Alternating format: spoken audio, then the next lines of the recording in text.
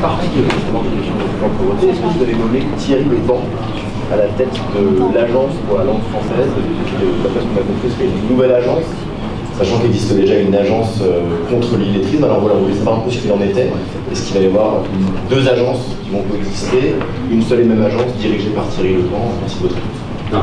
Nous avons annoncé hier cette nouvelle agence qui regroupe l'ensemble des dispositifs de lutte notamment contre l'illettrisme, et parce que nous l'avons dit hier, et nous le disions aussi avec les enseignants ce matin, l'accueil des 2 ans, c'est aussi une manière d'appropriation de la langue française le plus tôt possible. Et d'une manière générale, nous l'avons dit hier, nous voulons faire de l'appropriation de la langue française, de l'apprentissage du français, une grande priorité, parce que c'est aussi un des moyens d'intégrer la communauté nationale. Thierry Lepan a beaucoup travaillé sur ces questions, c'est quelque chose qu'il porte depuis longtemps.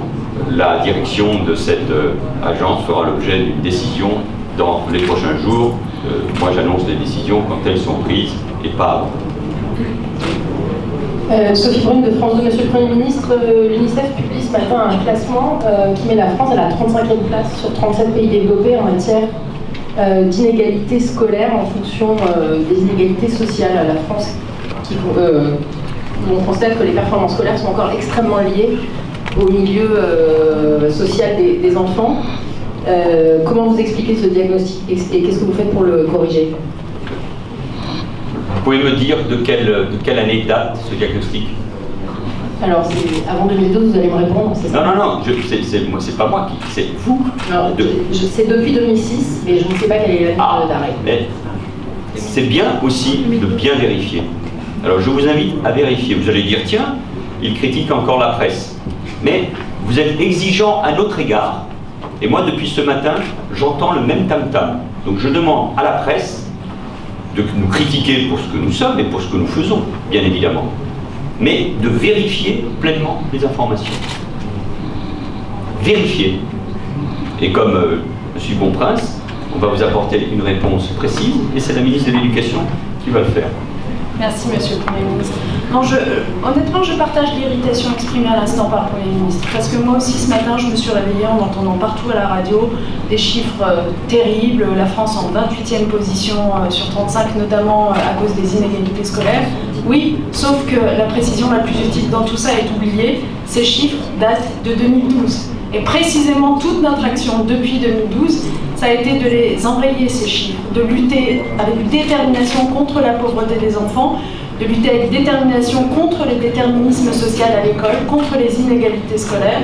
Et vous n'êtes pas sans savoir que depuis 2012, nous avons réformé l'éducation prioritaire en y mettant quasiment un demi-milliard d'euros de plus pour donner plus de moyens aux enseignants dans ces établissements d'aider mieux les enfants à acquérir notamment les fondamentaux.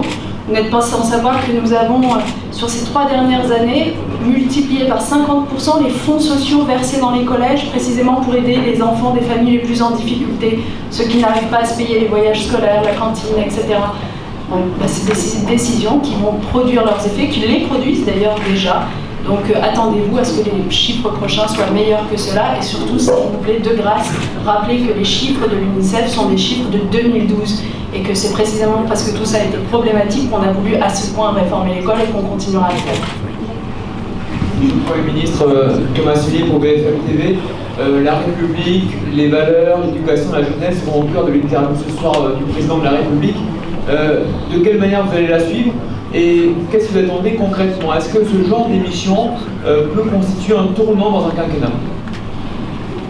Je ne peux pas prendre à témoin si les élus, les responsables de l'administration, les agents de la CAF du département de Yvelines, dans un débat politique. Mais la politique, c'est noble. Tel que nous la pratiquons, les élus locaux, les parlementaires, les ministres qui nous sommes ici, nous défendons un engagement. Et au fond, cette semaine illustre bien ce que nous sommes en train de faire vers la jeunesse.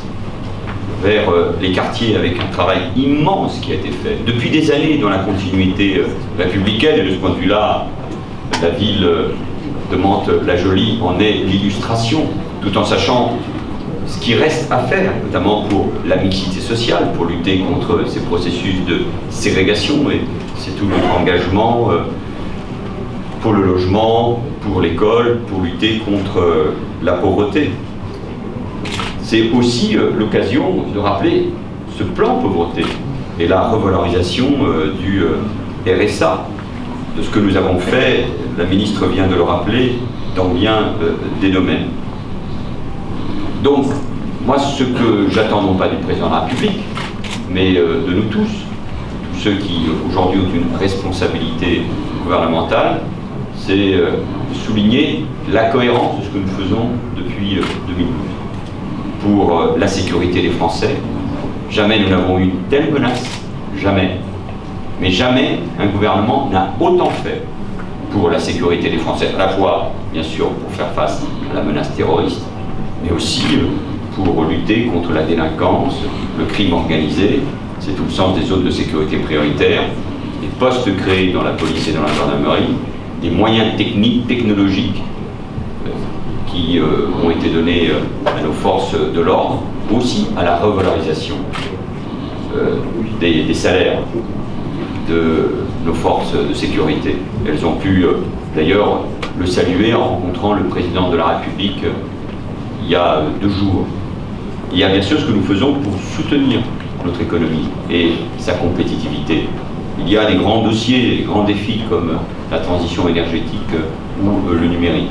Ce qui me paraît le plus important dans un pays qui doute parfois, qui s'interroge sur son avenir, c'est de mettre en avant tout ce que nous faisons et notre engagement pour la cohésion sociale et pour faire vivre les valeurs de la République. Le président la CNAF nous rappelait que sur un tableau ici à quelques mètres, il y a cette belle charte de la laïcité. Eh bien, c'est autour de ces valeurs et de cette cohésion, je ne doute pas que le président de la République s'exprimera ce soir, et comme d'autres, je le regarderai, bien évidemment. Mais c'est une étape parmi d'autres.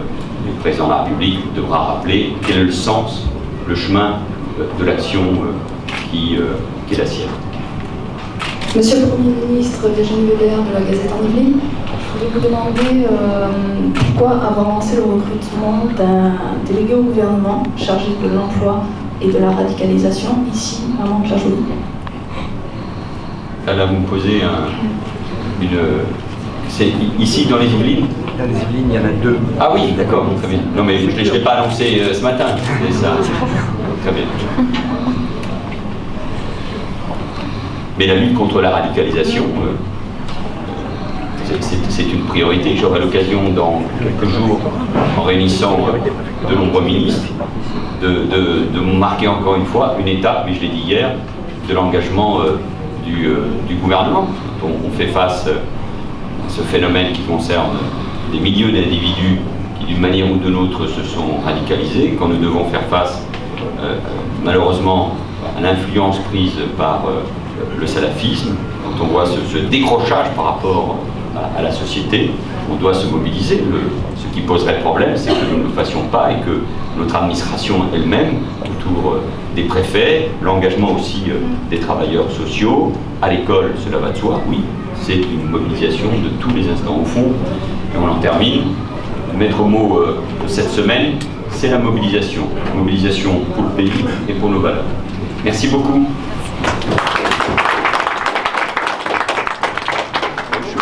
J'ai pas compris la question, c'est les deux.